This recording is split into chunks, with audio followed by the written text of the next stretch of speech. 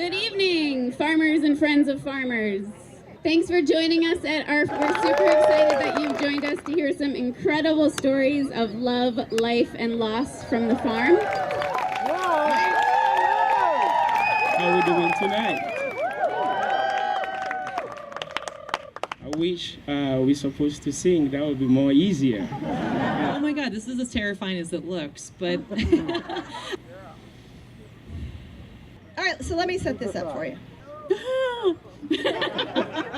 Can I take a picture, you guys?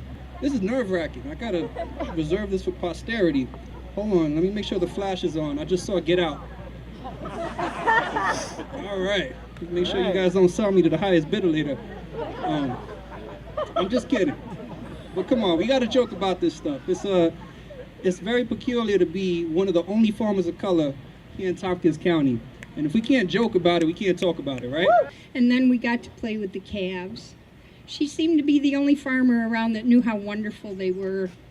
We loved their pale pink noses and their drool and the way they suckled our fingers. And this was 7 days a week. And it seems like it tires me out even talking about it now. We decided to go to Money, Mississippi. Sounds good, right? Soon as we arrived at the farm, my mama will get firewood and set fire on the 3-stone stove and start cooking. I got into farming because farmers are really sexy, especially around here. Joyce, while they were all chatting away, came up to me and she goes, Cece, that was not the question that she asked. And I said, what? And she said, she asked, will you buy from me, a black woman? And I just looked at her and I said, and you know, every time she asked that question, Joyce, we're going to translate it the same. Do you buy from a small farmer? I'm the descendant of my kin who were forced to work in 104-degree temperatures and pick this cotton to make America great in the first place, right? And as we approach this one turn that's supposed to take us to the actual site, we see 2 trucks. We need more women farmers. We need them on the farm, we need them doing the work, and we need them hiring other women.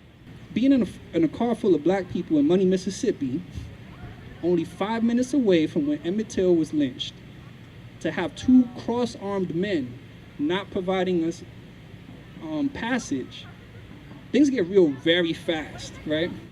We were then farmers and we were women of color.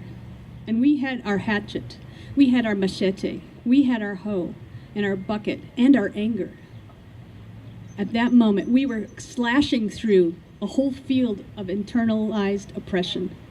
And he told me, dude, just stop worrying about money. It's not as important as you think it is. Just think about everything that you really want and need in life.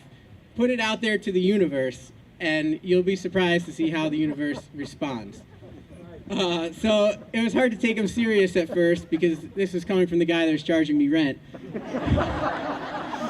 Maybe these 2 men are lovers, and I've just interrupted their tryst, right? Maybe they're just pissed off because I interrupted these 2 men in their unrequited love.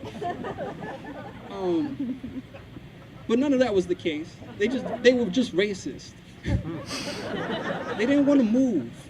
And then after that, they can return to the common area and all hang out together. In fact, my sows commonly nurse each other's piglets. It's very communal. This is Ithaca, after all. And we watch one of our pigs jump out of this horse trailer and hit the road like that. And it is one of the most horrifying things I have ever seen in my life. I was like, oh my God, I just killed that pig. Which I know sounds strange because I'm a butcher, but I don't want them to die like that. That's not how I wanted to all happen, the whole circle of life. Occasionally, I'll take a friend in there and hike the gorge again, and I'll tell them the story of this love of mine that was born and lost on this farm.